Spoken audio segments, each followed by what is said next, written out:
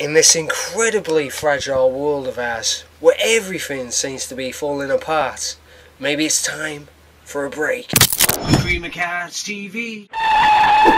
I've always found that I collect. I'm a collector. Do you like collecting? Then please subscribe to my channel and don't forget to click on the like button because it does something very special. It makes you younger. Here's a really rare set of Popstar trade cards that was issued with Drifter chocolate bars in 1983. This card set is really difficult to get hold of. I've been searching on eBay for years and I was pestering Paul Hart for an equal length of time for this complete set. Paul is a dealer who specialises in British post-war trade cards and even publishes his own price guide. So if anyone had this set, it would be him. But it took even him ages to find it. Before we look at this set in more detail, I just want to give you a taster of my overall Popstar card collection.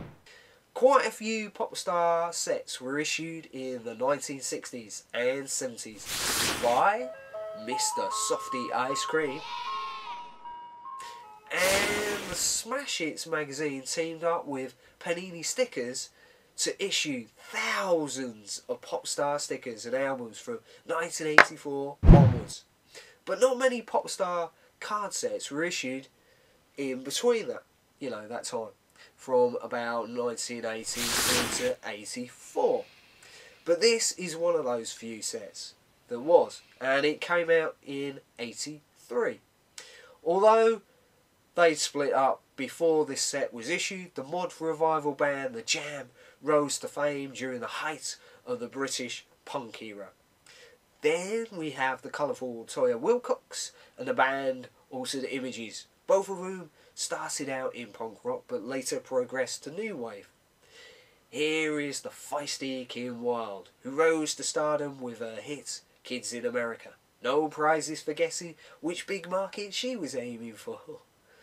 Here we have the hugely successful band Duran, who started out in the new romantic movement, a music genre inspired by the aptly named Steve Strange, who was a host and promoter for the famous Blitz nightclub in London, and had a brief spell as a pop star himself in his band Visage.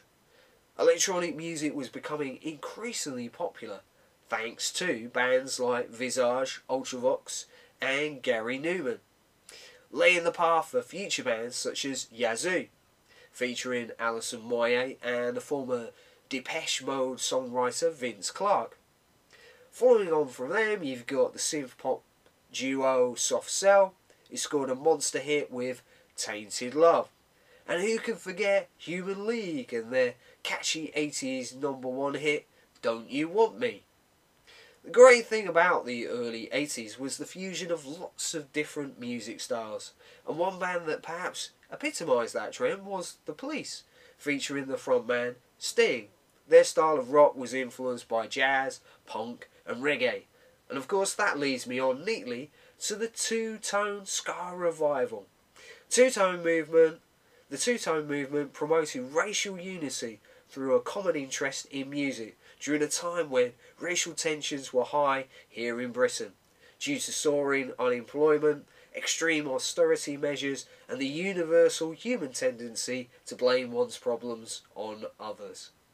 The two-tone genre was masterminded by the pop culture architect Jerry Dammers, founder of the band The Specials and the independent two-tone record label that inspired numerous other ska bands, including Madness and Bad Manners.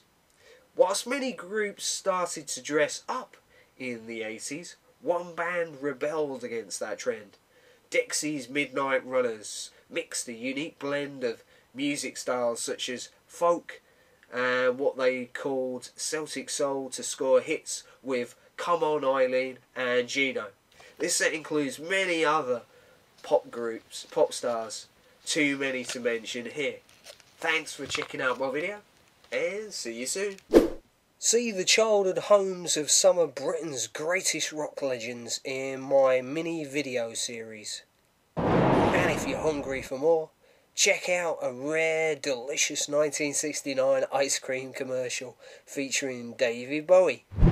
And if you'd like to see lots more pop star trade cards, please pop by at my channel.